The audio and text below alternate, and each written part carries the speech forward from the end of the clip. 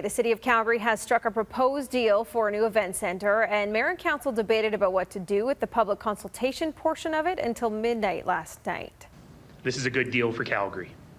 The cost of the new $550 million facility would be split between the city and Calgary Sports and Entertainment. It would replace the aging Saddledome and would be located in Victoria Park, just north of the current home of the Calgary Flames. This is how the deal breaks down. The financing is a 50-50 split between the city and Calgary Sports and Entertainment, both kicking in $275 million of the cost. City is also going to be covering all of the land costs and most of the Saddledome demolition.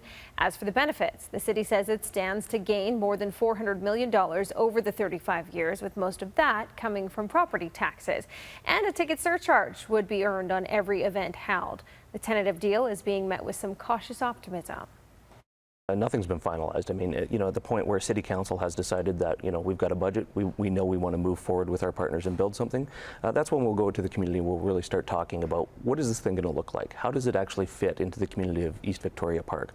How does the accessible community feel about it? How does the arts community feel about it? We're really trying to define and build a true event centre, not just an arena. And Danielle Smith from Global News Radio 770 CHQR joins us with more on this one. No shortage of things to talk about around this little arena. I am wanting to compare it with what the city had before. And I think the deal the city had before was unsatisfactory. How about I put a polite spin on it? When you look at the fact that they owned the building, fully depreciated, all they have is a cost to blow it up. They were getting no property tax revenue because it was on Stampede land, and they were getting no rent and no ticket revenues.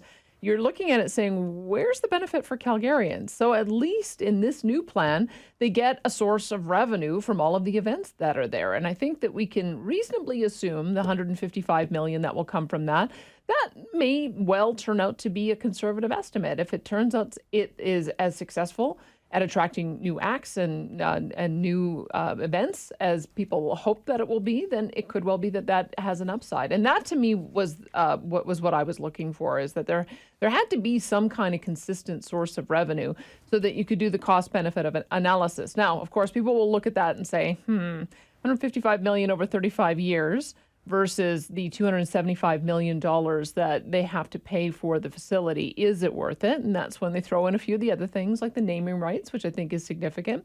The money given to amateur sports, I think that's significant as well, because if the Flames weren't giving it, then it means that the city would very likely have to. So that's probably significant. When it comes down to the property tax revenue increase, I'm going to keep an open mind on that. But I've talked to enough economists who've said that those really are, it's a way of plumping up the benefits, because those dollars would, they're really just displaced dollars. That if somebody's wanting to build a skyrise in Calgary and they happen to move it 2 blocks closer to the arena versus 2 blocks further away, you're not increasing your net property taxes. You're just changing the location decision. And so that is probably where the fudge factor is. But on balance, I would say that this deal is way better than what they had before, way better than what I was expecting. And we'll hear from our listeners today to see what they think about it. Quickly, of 15 seconds, Danielle, should anybody be worried about the timing of this or the timeline of the 1-week public consultations? Yeah, I get it. It would have been nicer if they had given more time. You give more time for both sides to get organized and turn it into a full-blown campaign.